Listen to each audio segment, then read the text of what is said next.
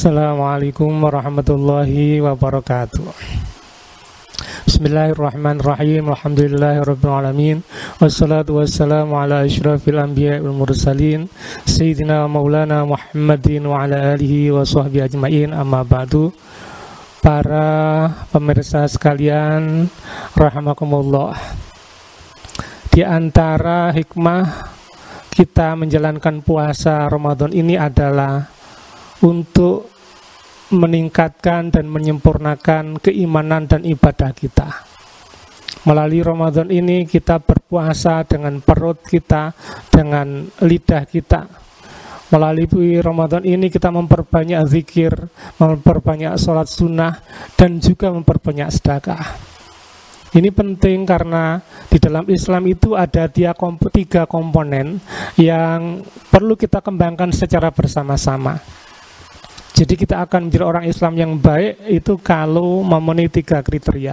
Yang pertama adalah aspek akidah. Melalui puasa ini, maka kita meningkatkan akidah kita melalui ta'lim, melalui pengajian, agar akidah kita semakin lurus, agar keyakinan kita, keimanan kita kepada Allah Subhanahu wa taala tidak dicemari dengan hal-hal yang kemudian mengotorinya. Yang kedua adalah aspek perasaan. Kalau tadi keyakinan, yang kedua aspek perasaan, emosi, motivasi, dan suasana hati. Di dalam puasa ini kita ajarkan tentang konsep tawadhu, konsep tentang ridho, konsep tentang ikhlas. Mengapa begitu? Karena setiap perbuatan nanti itu baik atau tidak, itu bukan hanya ditentukan oleh akidahnya, tetapi ditentukan oleh suasana hati. Orang bisa saja akidahnya kuat, yakin dengan adanya Allah Subhanahu wa taala, tetapi karena orang itu memiliki sifat yang takabur, orang yang hasud dan sebagainya, maka dia bisa saja menjadi orang yang jahat. Aspek kedua inilah yang disebut dengan akhlak dan yang kemudian dipelajari di dalam ilmu tasawuf. Jadi dalam tasawuf itu diajarkan kepada kita bagaimana mengelola hati kita, perasaan kita, emosi kita, dan suasana hati, supaya kita menjadi orang-orang yang tawadhu, orang-orang yang ikhlas, orang-orang yang ridho, orang-orang istiqomah, dan orang-orang yang senantiasa muqarabah, mendekatkan diri kepada Allah Subhanahu wa taala. Itu nanti menjadi energi, menjadi hal-hal yang baik dalam hidup kita. Yang ketiga yaitu namanya aspek perbuatan. Perbuatan lahiriah. Orang tidak cukup hanya keyakinannya kuat, hatinya baik, tetapi harus perbuatannya harus baik juga. Inilah yang kemudian disebut dengan syariah. Jadi syariah itu apa? Yaitu ajaran-ajaran Islam yang terkait dengan aspek lahiriah. Kalau akidah itu tentang keyakinan, kalau akhlak itu tentang suasana hati atau emosi. Nah, syariah ini kemudian dipelajari menjadi lebih detail dengan berbagai pendapat para ulama di dalam ilmu fikih. Maka ilmu fikih itu hanya mengajarkan kita kepada hal-hal yang sifatnya lahiriah saja. Kalau kita belajar fikih mengenai sholat misalnya, sholat itu akan sah kalau syarat-syaratnya terpenuhi, sudah suci, sudah Islam, seperti itu. Kemudian rukun-rukunnya mulai dari baca takbiratul ihram terus sampai salam semuanya sudah sah. Karena fikih hanya mengajarkan kepada kita aspek lahiriahnya saja. Ketika orang itu sudah menikah, ketika nikah itu sudah dilakukan aspek-aspek syariatnya, fikihnya, sudah ada walinya, sudah ada maharnya, ada saksinya, sudah sah seperti itu secara fikih. Tetapi Islam yang baik bukan hanya fikih.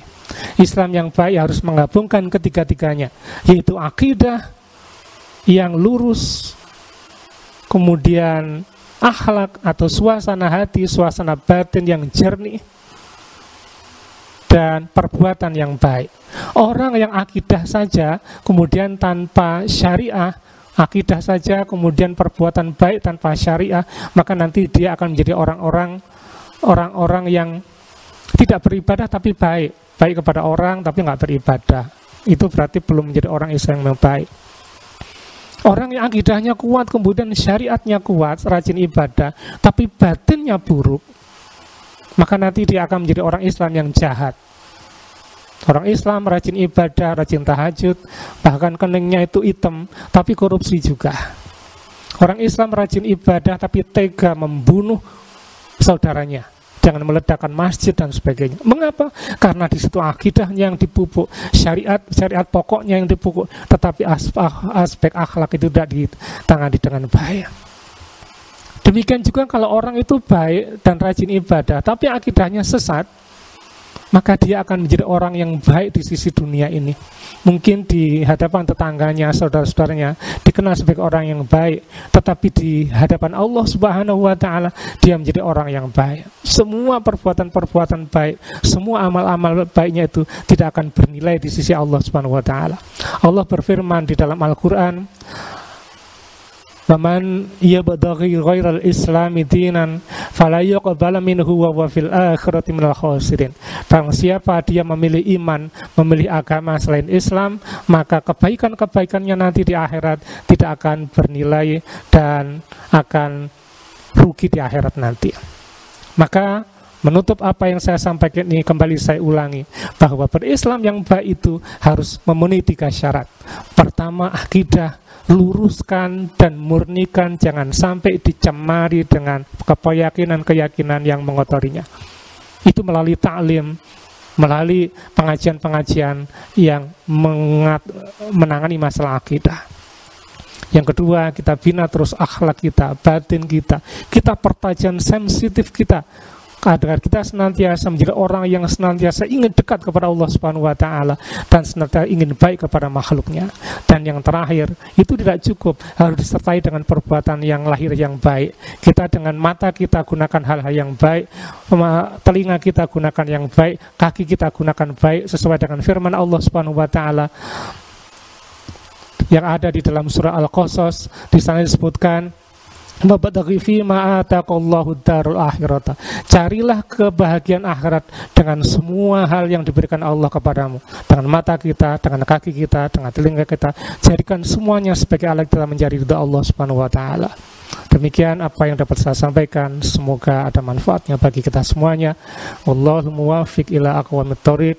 Wassalamualaikum warahmatullahi wabarakatuh.